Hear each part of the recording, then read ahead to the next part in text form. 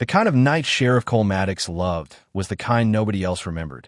The sky over Briar Hollow, Mississippi, hung thick with heat and secrets. Crickets screamed in the pines, the asphalt shimmered, and somewhere down the road a dog barked like it was warning someone who'd already made up his mind. Cole should have been home. He'd told his wife, Lillian, that he was pulling a double shift, paperwork, late-night patrols, something official sounding. But there hadn't been a crime worth writing up in months. What there was, though, was boredom. And for Cole Maddox, boredom was a dangerous thing. He parked his cruiser behind Rosie's Tavern, where the neon sign flickered "Arcease" because the O had burned out years ago. The kind of place that smelled like bourbon, sweat, and second chances that never came. Inside, the jukebox wheezed out an old Conway Twitty song. A few regulars hunched over their beers like old trees in the wind. And at the far end of the bar, under the dim red light, sat the reason he wouldn't make it home that night. She had hair the color of wildfire and a dress that looked poured on. The cigarette between her fingers burned slow, its ember catching the gleam in her eyes. She wasn't local, he could tell. Locals avoided looking powerful men in the eye. Cole adjusted his badge out of habit. "Evenin'," he said, his voice a slow drawl that had arrested more hearts than criminals. She didn't flinch. "Evenin'," she replied, the word rolling off her tongue like a secret she might let him keep. He sat beside her, pretending it was casual. "Ordered bourbon, neat. Don't think I've seen you around before." "Maybe you weren't looking," she said, smiling just enough to make him forget the question. She told him her name was Scarlett. Nothing else. No last name, no hometown. Just Scarlett. When he mentioned being sheriff, she didn't laugh, didn't gasp, didn't play impressed like most did. Instead, she looked at him like she already knew everything he'd ever done, and maybe she did. They talked about nothing and everything. The heat, the town, how the jukebox only played songs about men who lost something. When her hand brushed his arm, it felt like a dare. 10 minutes later, they were in his truck, heading down County Road 7, the one that led nowhere good. Motel 17 crouched behind a row of pines and broken dreams. The neon vacancy sign buzzed like a dying fly. Cole paid cash for the room. Scarlett didn't ask for his name. Inside, the wallpaper peeled in soft curls. The air conditioner groaned like it was breathing its last. None of it mattered. Not to him. All Cole could see was her skin pale as cream, her lipstick dark as sin. What started as temptation turned to frenzy. 10 times, he would later brag. 10 times like he was counting trophies. She never made a sound except for a low, steady hum that almost sounded like pity. When he collapsed beside her, chest heaving, she whispered something that didn't fit the moment. "Now you understand what it means to be hollow." He thought she was being poetic. He was wrong. By dawn, the sheets were cold and she was gone. No note, no number, just a faint trace of cinnamon and something metallic like the aftertaste of blood. Cole looked in the mirror, grinned at his reflection, and said out loud, "Still got it." He buttoned up his shirt, tucked in his badge, and walked out into the Mississippi sun like a man reborn. Back at the sheriff's station, he threw his boots on the desk, laughing with Deputy Grant Mercer about his miracle night. Said Scarlett had a mouth like scripture and hips that could convert the devil. The room filled with laughter, that low, ugly kind that men share when they think no one's listening. But behind the laughter, something else was already crawling beneath his skin.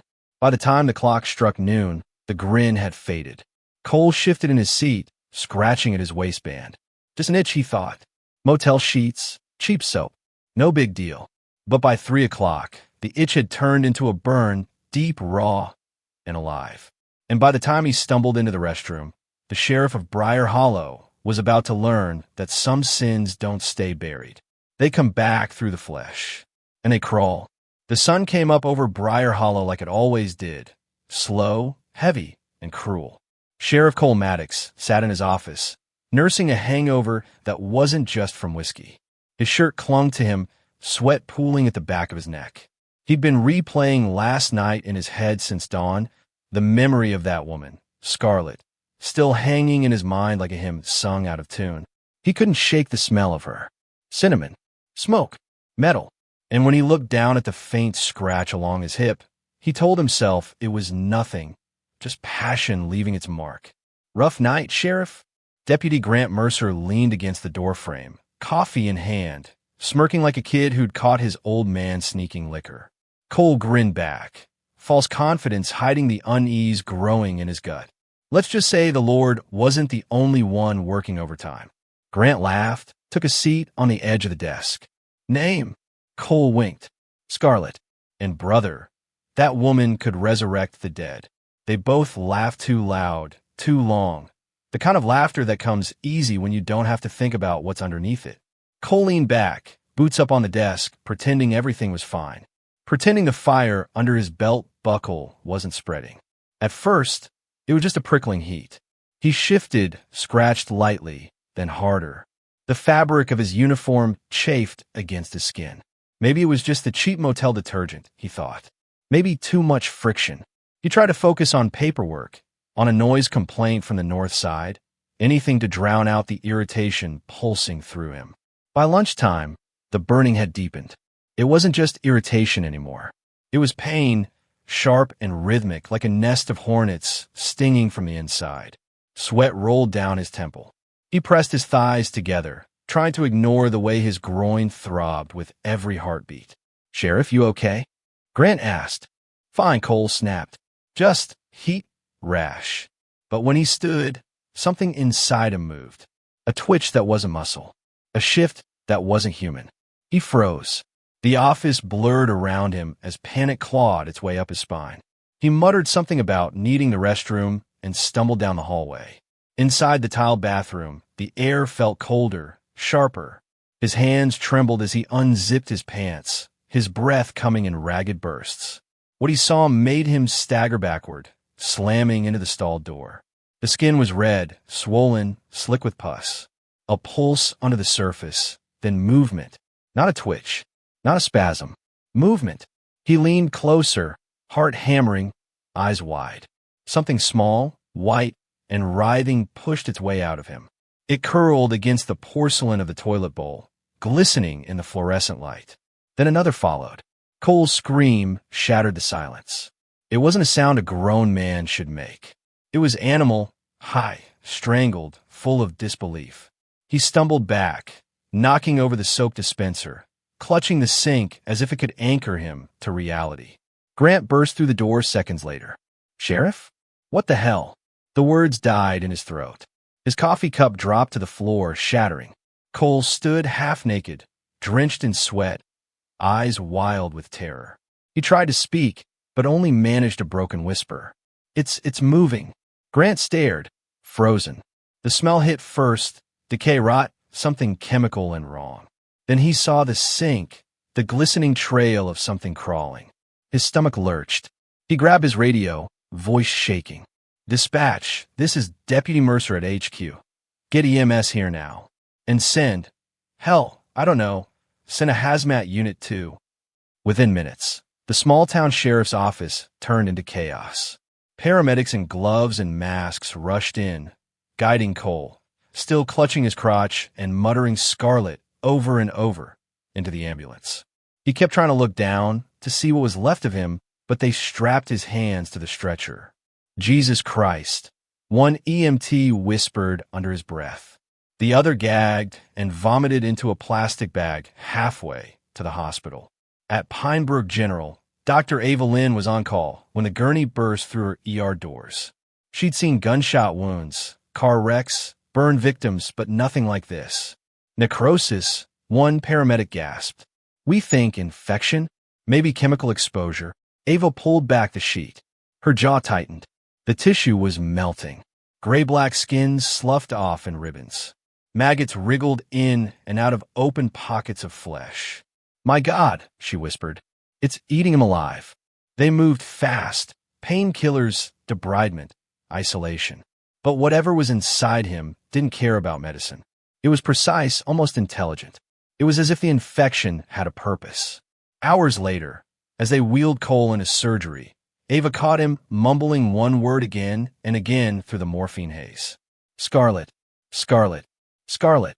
By sunset, the infection had consumed everything below his waist.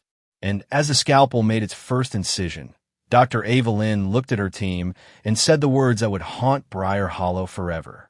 Cut off. All of it. By dawn the next morning, the hallway outside room 307 of Pinebrook General smelled like bleach and fear. The nurses whispered when they passed, trying not to glance through the glass where Sheriff Cole Maddox lay unconscious, tubes in his arms, skin gray under the fluorescent lights. Word had already spread through the town. Something happened to the sheriff. Nobody knew what, but everyone wanted to. Inside, Dr. Ava Lynn stood beside the hospital's lead microbiologist, staring at the lab report glowing on the monitor. The numbers didn't make sense. It's not bacterial, Ava said quietly. Not viral either. It's engineered. The technician, Dr. Renzo Ortega, zoomed in on the data. See this structure? It's an enzyme complex. Artificial. Whoever designed it knew exactly what they were targeting. Male genital tissue. It bonds with mucosal proteins, then releases necrotic peptides that break down flesh on contact.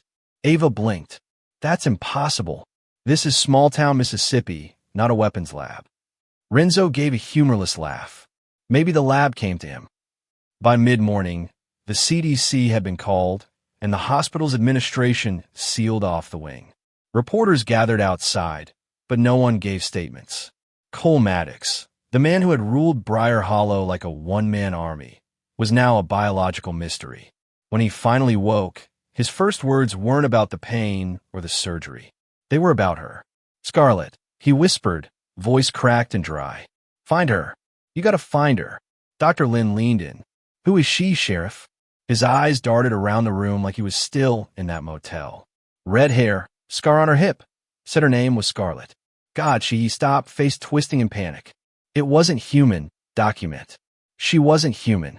The heart monitor beeped faster. Ava placed a hand on his arm, trying to steady him, but he jerked away, shaking his head. You don't understand. She did this to me. By noon, the CDC van had rolled up, and with it came Agent Damian Cross, black suit, tired eyes, and a badge that opened every door.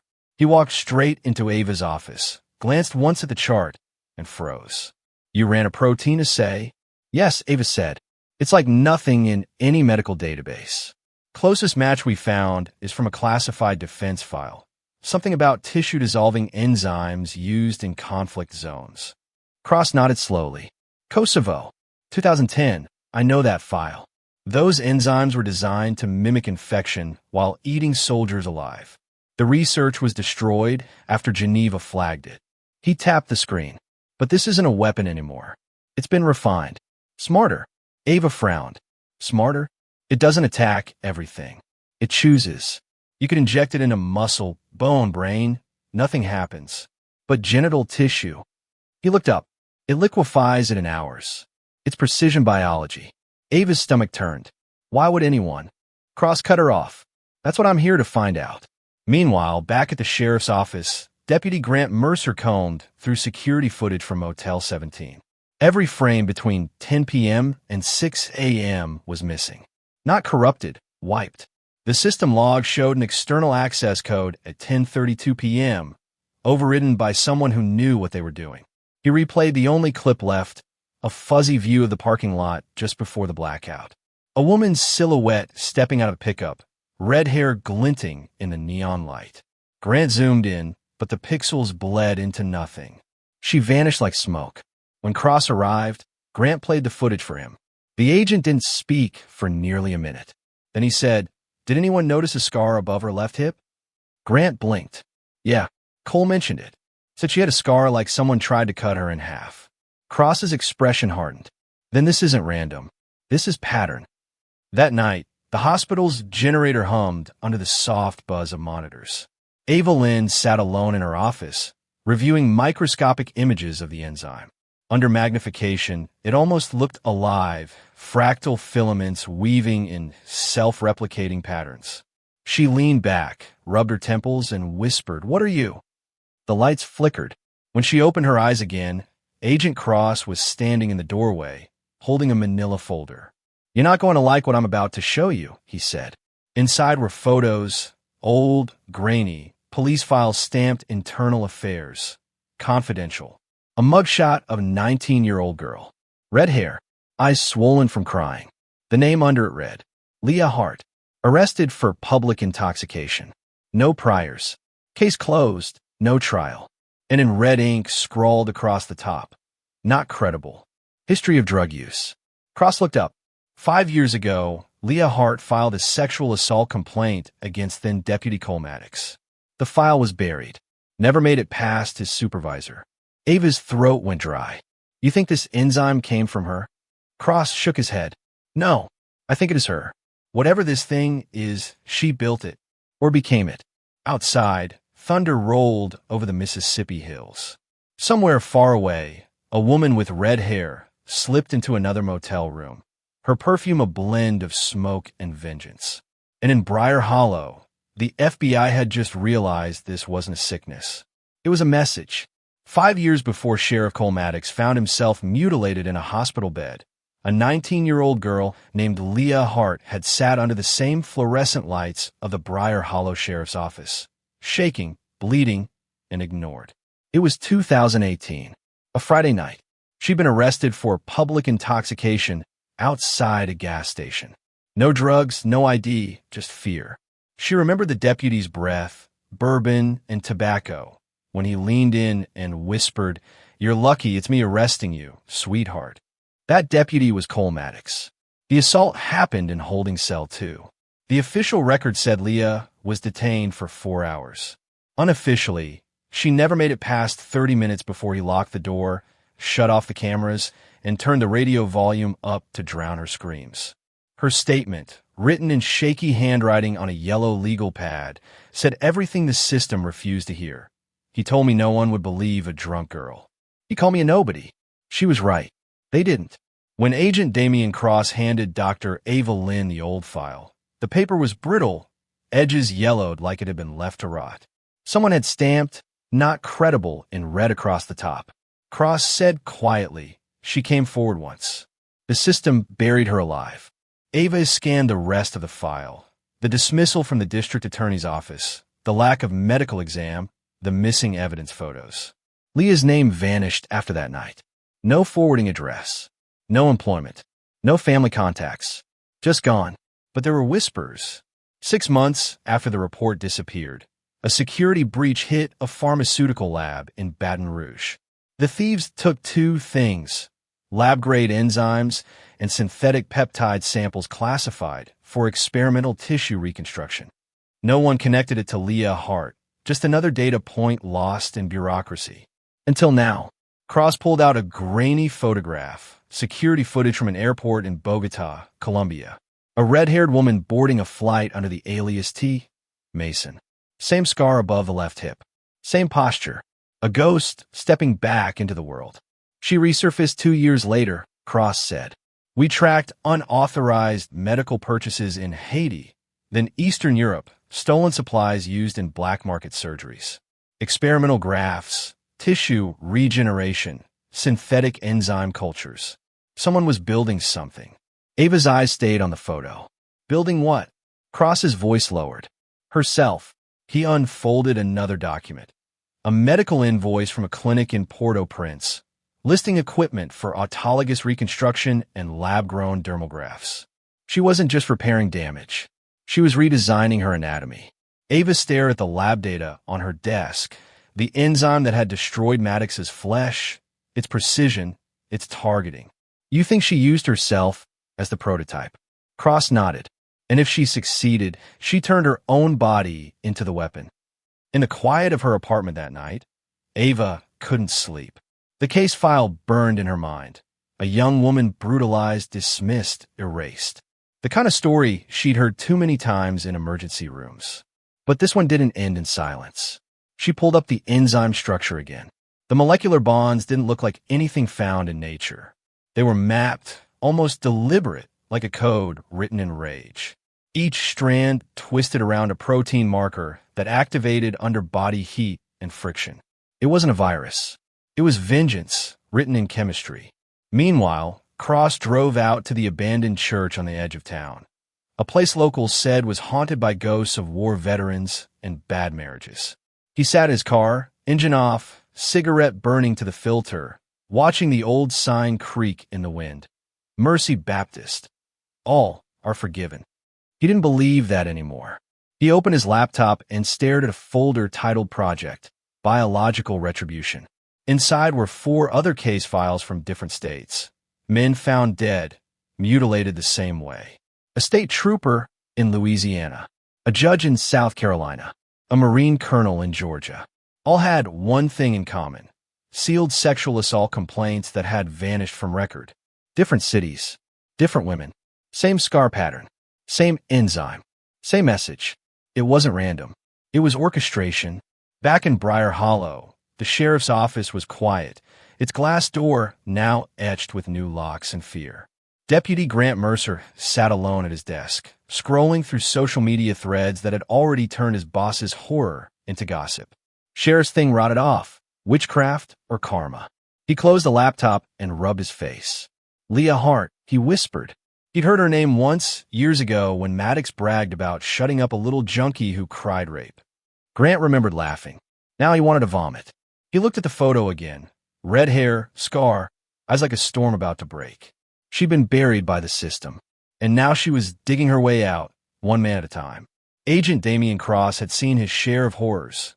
Cartel executions, chemical burn victims, even the aftermath of experimental weapons testing in Syria. But this was something else entirely. It wasn't random violence or political terror. It was personal, surgical, deliberate. He stood in the dim glow of his motel lamp, flipping through the files scattered across the bed. Autopsy photos, lab reports, missing person bulletins. Each one connected by a thin red thread. Not on the wall, but in the pattern of the crimes themselves. Every victim a man in power. Every woman who'd crossed their path gone without a trace. The same enzyme, the same scar, the same quiet message written in flesh. He took a sip of cold coffee and muttered under his breath, "You're not just one woman.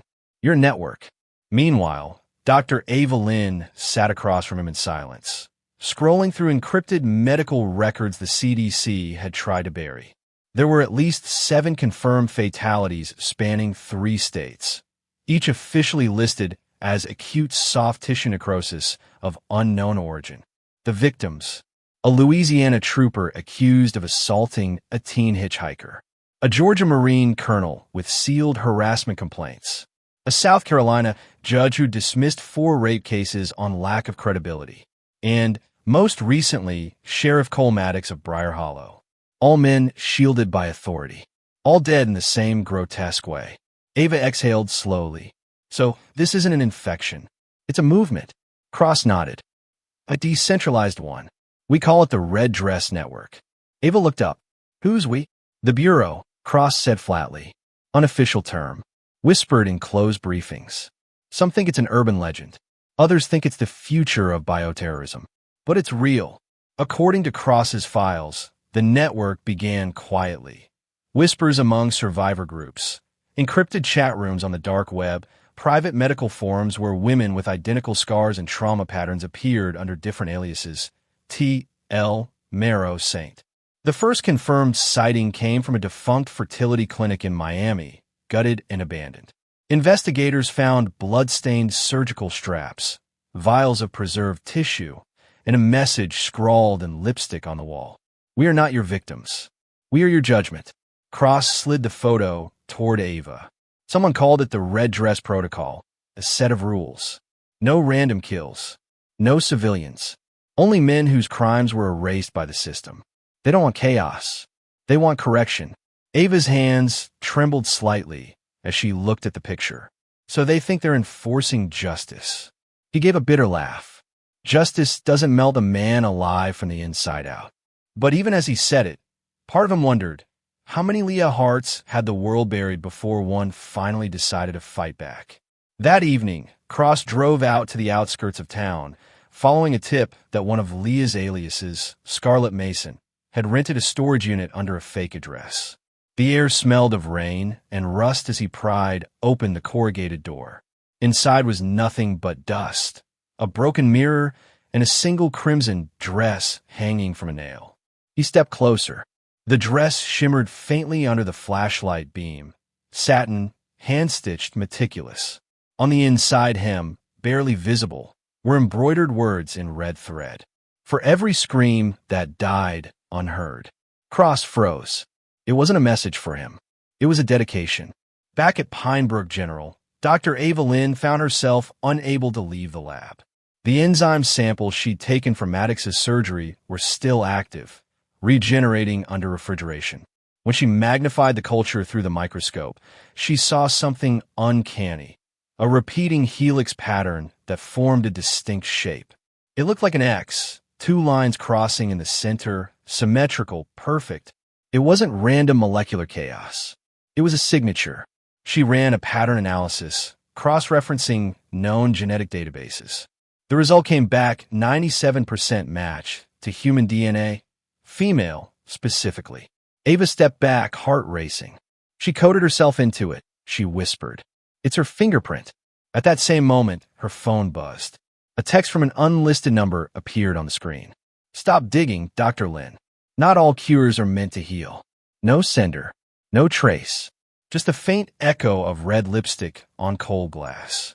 That night, Cross sat in his car, overlooking the quiet streets of Briar Hollow.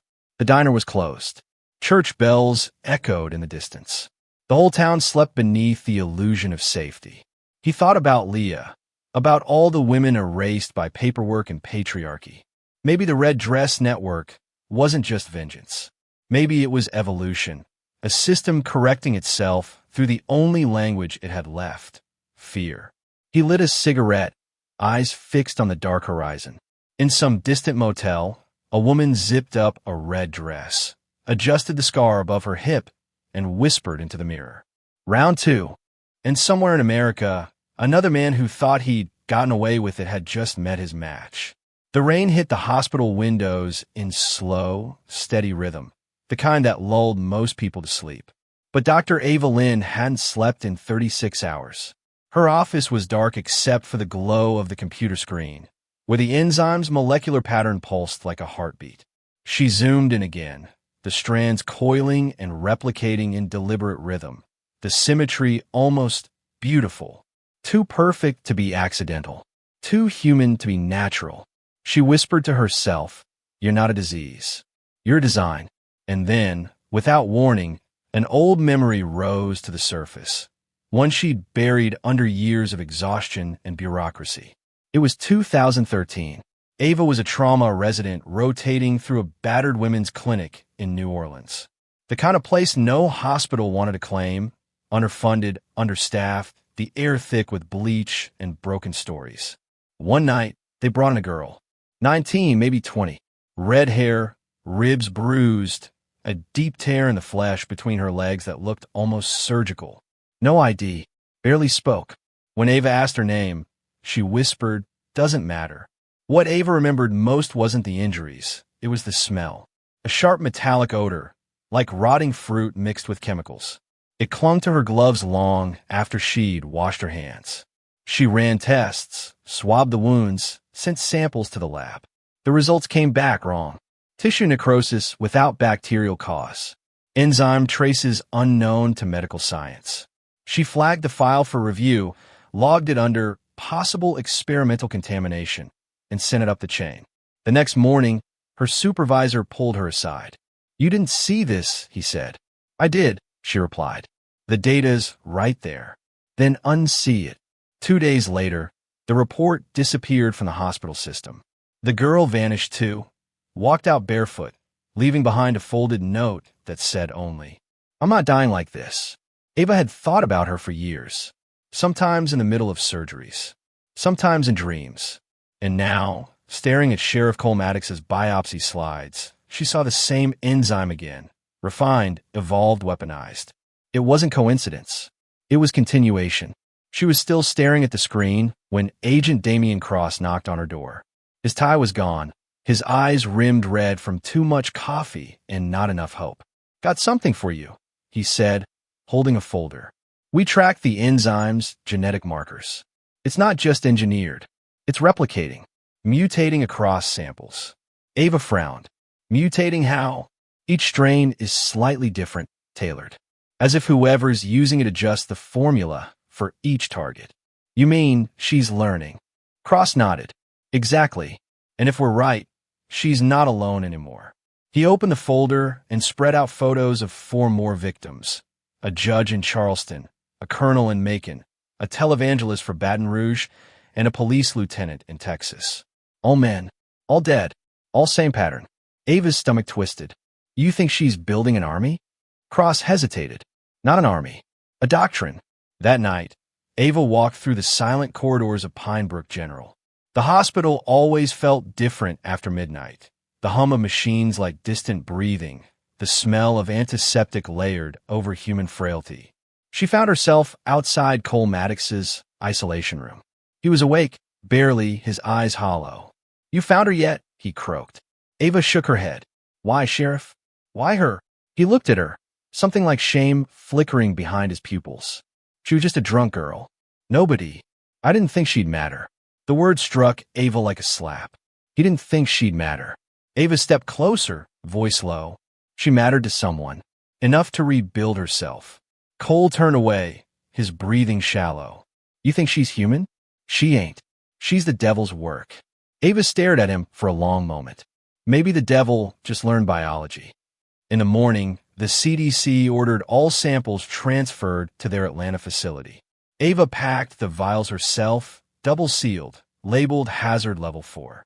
But as she prepared the final shipment, she noticed something strange. 1 vial missing. The cold chamber showed a temperature spike at 3:17 a.m. Someone had opened it remotely. She checked the security footage. The feed was blacked out for 4 minutes. At 3:21 a.m., an alert flashed on her monitor. Incoming email. No subject, no sender. Just a single attachment. An image of her own face, taken from the hospital hallway camera, with 5 words typed beneath it. You saw me once before. Her blood ran cold. That night, Ava drove home in silence, hands gripping the wheel until her knuckles turned white. Outside, lightning cracked over the Mississippi hills. She realized she wasn't afraid of the woman anymore. She was afraid of what she represented, a truth no one wanted to admit. Leah Hart had spoken the only language the world finally understood, pain that left evidence. And as Ava looked at her trembling hands under the streetlight, she understood something she'd never said out loud before. Not every cure heals. Some simply makes the disease afraid. 3 days after his surgery, Sheriff Cole Maddox sat upright in his hospital bed, staring out at the rain that blurred the world into gray streaks. His body was half-numb, stitched together like something out of a bad experiment. Tubes ran from his arms. A catheter bag hung like a cruel joke beside him. The man who once commanded a county with a glance now trembled at the sound of his own heartbeat. He hadn't eaten in 2 days. He barely spoke. Nurses came and went, avoiding his eyes, whispering about the sheriff whose manhood had rotted clean off.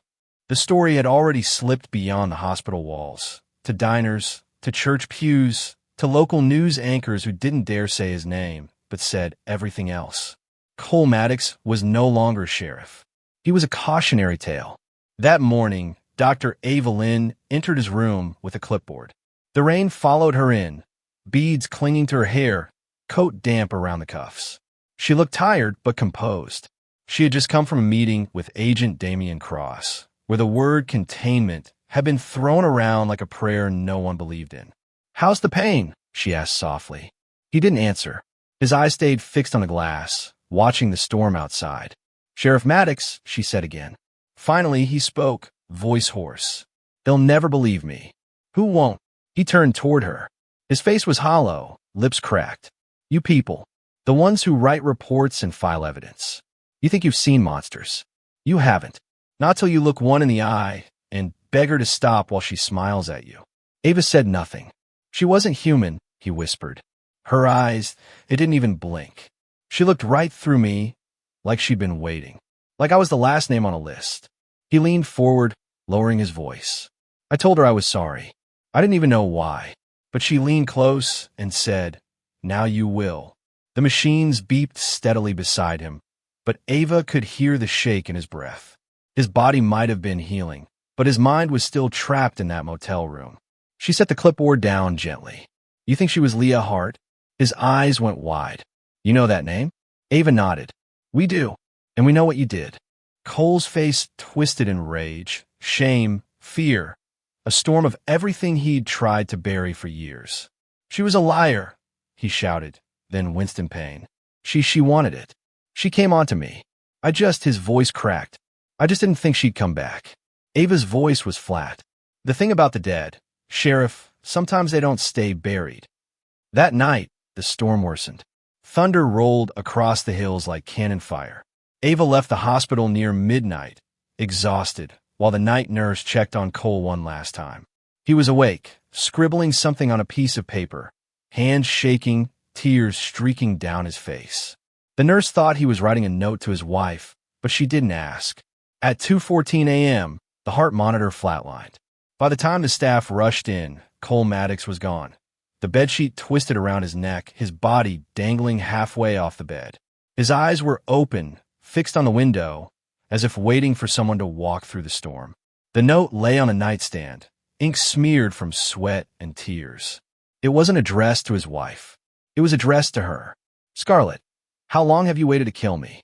By sunrise, the news had spread like wildfire. Mississippi sheriff found dead amid bioterror investigation.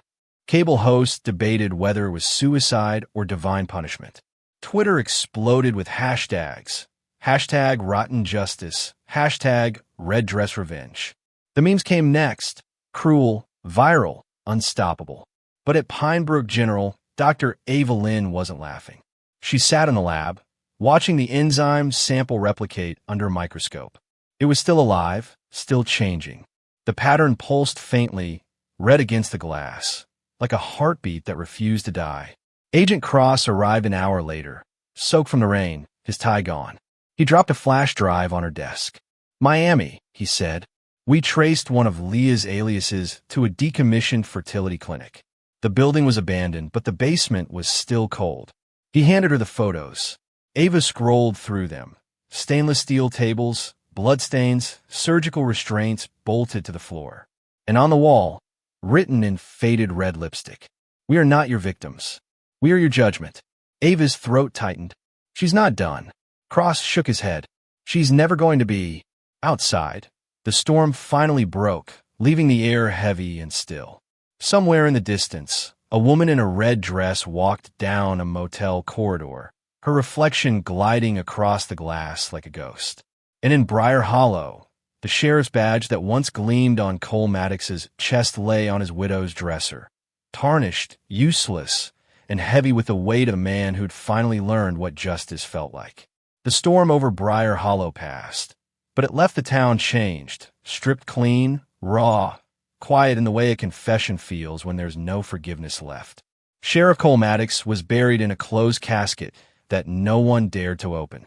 The pews at his funeral were half empty, a few deputies in wrinkled uniforms, a trembling widow clutching her Bible, and locals who came not to mourn, but to stare. Outside the church, Deputy Grant Mercer lit a cigarette with shaking hands. He'd worn the badge for 10 years, long enough to know when the law served itself instead of the people. But he couldn't stop thinking about Leah Hart, the girl they all forgot, the girl whose ghost had crawled back through the flesh of every guilty man. As the preacher droned on, thunder cracked in the distance, even though the sky was clear. Grant looked toward the horizon and thought, maybe that sound isn't heaven. Maybe it's her walking away. 2 states over, Agent Damian Cross sat in a sterile conference room at the FBI's Biothreat Division in Quantico.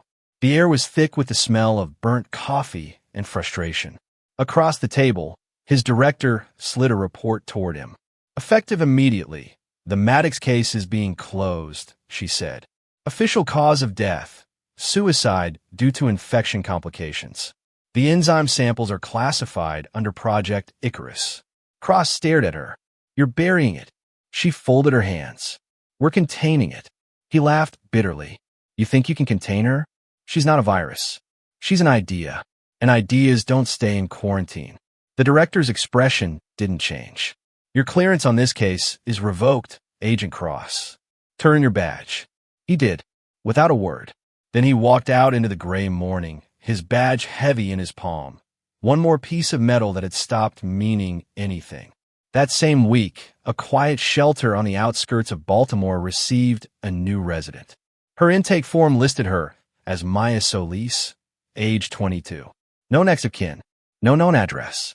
Trauma survivor. She slept little, spoke less, and spent her evenings scrolling through old news on the shelter's ancient computer. Stories about Maddox, about the Maggot sheriff, about something called the Red Dress Network that conspiracy theorists were calling a feminist death cult. Maya didn't believe in cults. She believed in systems and in how they failed. Late one night, she received a message on an encrypted chat forum used by survivors. No username, no avatar, just a red dot blinking. The message read, "You don't have to hurt them. You just have to help us aim." Below it, a single attachment, an address in Queens, New York. She stared at the screen for hours before typing 2 words. "I'm ready." 3 weeks later, Maya stepped off a bus in Queens with a duffel bag and a letter folded in her coat pocket. The letter wasn't signed, but the handwriting was delicate, precise, deliberate. The same cursive that had once scrawled "We are your judgment" on a lab wall in Miami. The address led her to an abandoned trauma center. The windows were boarded, the halls gutted. But beneath it, through a door hidden behind a rusted elevator shaft, was something that didn't belong to the world above. A library. Rows of old court transcripts, sealed police reports, forensic manuals, biology textbooks, and computers humming with encrypted data.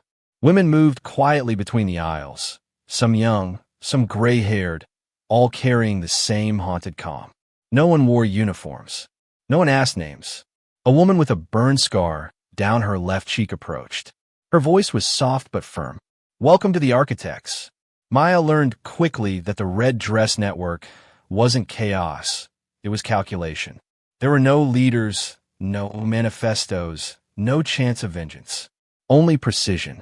Every target was vetted through data, cross-referenced against sealed court files, internal affairs documents, and digital confessions scraped from dark servers. Maya's job wasn't to kill. It was to map, to connect the threads between power and silence. She'd studied computer science before her assault derailed her life. Now those skills had purpose. The women called her Architect 03. Her screen filled with names, judges, pastors, police officers, CEOs, men whose victims had been labeled not credible. She didn't assign them numbers.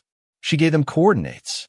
And when one of those coordinates went dark a week later, when a federal judge in Florida was found dead with his groin liquefied and a condom still intact, Maya didn't flinch. She simply typed, "Target confirmed.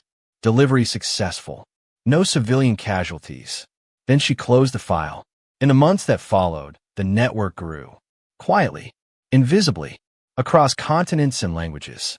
It wasn't an army. It was a circuit. Survivors feeding data to coders, coders to chemists, chemists to couriers. A chain of accountability built from silence and fire. Maya studied every case, every enzyme strain, every mutation.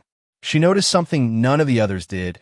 Each version of the compound carried a unique genetic marker, like a signature. When she traced them back, she realized the markers formed a sequence of letters. Together, they spelled one word, Leah. Maya sat alone that night, staring at the screen until tears blurred the code. Leah Hart wasn't dead. She'd become something more, a ghost in the bloodstream of power. Half a year later, a delivery arrived at Damian Cross's cabin in Vermont. No return address. Inside, a single condom sealed in plastic and a note written in red ink. "You were the first one who believed me, so I didn't need to kill you." He folded the note, staring at the tree lean outside. Somewhere in the dark, a car door closed. Then silence. Cross poured himself a drink, sat by the window, and whispered, "Good luck, Leah." Back in Queens, Maya watched news alerts fill her screen. Another death in Phoenix, one in Denver, one in Madrid. The network had gone global. She didn't celebrate. She didn't mourn. She just kept building the map. A woman approached from behind, tall, graceful, wearing a red coat that looked familiar. She set a hand on Maya's shoulder. "She taught us how to survive," the woman said. "You'll teach us how to last." Maya turned, but the woman was already walking away, her scar glinting faintly beneath the fluorescent light. That night, Maya wrote her first directive. Rule 1. No deaths without evidence. Rule 2. No revenge without proof. Rule 3. When they stop believing, we start building. She saved the file and locked it behind 3 layers of encryption. Then she whispered to herself, not chaos. Correction. Outside, the city roared with sirens and rain. Inside, the quiet hum of computers carried the sound of evolution, a justice born from pain, precision, and red. Somewhere, far from Queens, another man zipped up his pants and smiled, thinking the past was behind him. He didn't know it yet, but the countdown had already begun, and the world would soon learn what the architects of retribution really meant. When the system forgets your scream, we make sure it never forgets your name.